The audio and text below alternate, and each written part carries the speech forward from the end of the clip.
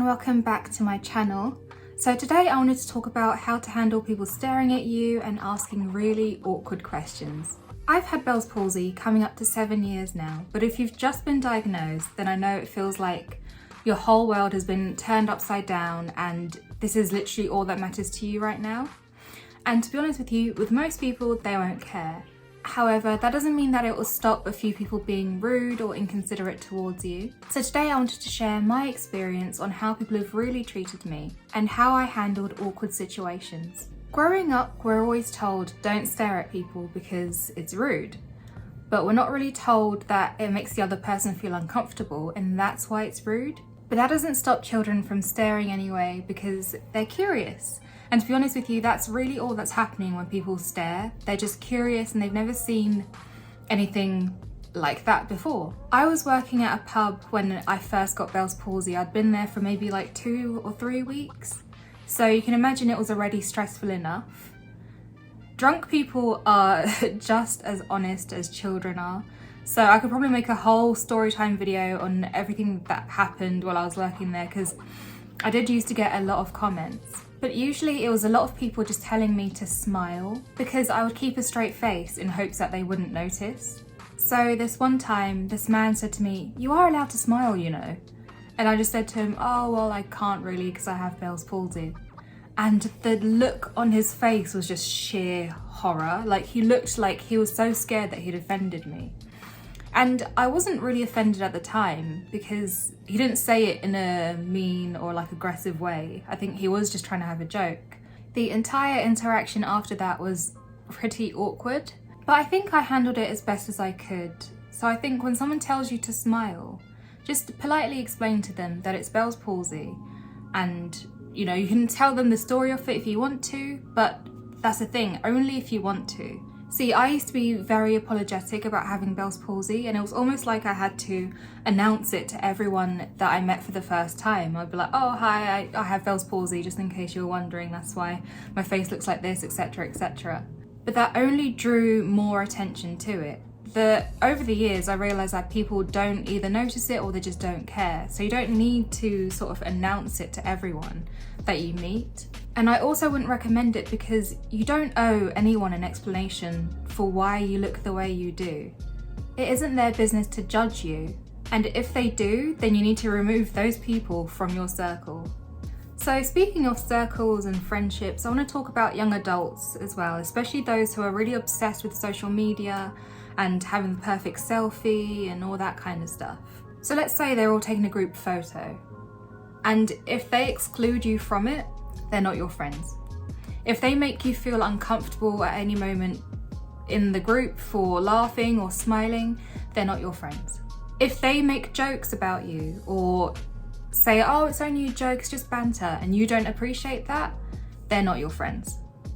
You are not obliged to hang out with anyone or be around anyone who makes you feel less than or makes you feel not important or like you're not good looking enough to be around them. I think we often feel an obligation to stick around people that we've been with for years and years because, oh yeah, they've been my friend since we were in school, they've been my partner for this many years.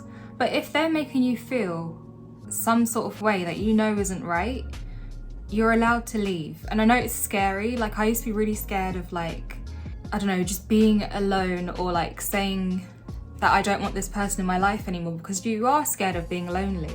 By the end of the day, you're better off being by yourself and being happy than you are being around people who make you feel like you're a monster just because of some sort of medical condition. You deserve better than that, trust me. And this was a really hard thing for me to do because I suffer from the good girl syndrome where I'm just very polite, I'm like very empathetic and I don't want to upset anyone and I'm very apologetic about everything, and it's a hard sort of character to break through because it's something that we grow up with. We're told as young girls, "Oh, you have to be nice, you have to be a good girl, be a good girl, be a good girl." And it ends up messing us up in the future because we're so overly polite and people can say things to us and we won't do anything about it. They can treat us a certain way. But no matter if it's Bells Palsy or anything else, You are allowed to say no, and you are allowed to be with or be without anyone. It is your choice. And lastly, the two hardest things to deal with are people staring at you and people just bluntly asking what is wrong with your face or what is wrong with you, etc, etc. I feel like the lips are the most obvious place to sort of detect Bell's palsy or facial paralysis or whatever you want to call it, because obviously they don't move when you're talking.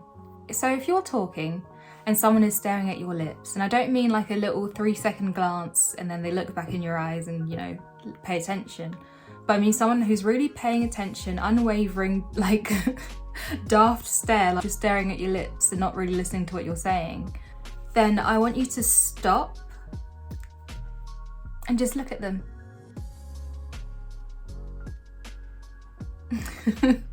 Silence is so golden. Like, it is amazing the reaction you can get from just not saying anything or just not doing anything. Because I know it might sound like a bit like an eye for an eye type of thing, but if someone's staring at you and you stare back at them, that's basically like mirroring their behaviour. And I feel like mirroring their behaviour is the best way for them to realise what they're doing and to realise how uncomfortable they're making you, because now they feel uncomfortable and it's like they just stop basically what they're doing. And it works. So just stop politely. If you have to, then just walk away. You don't have to, like I said, you don't have to be around them, and they'll eventually get the hint. And now if someone asks you straight up what's wrong with your face, depending on how sincere or considerate you think they're being, then you say it loud and proud, I have Bell's palsy.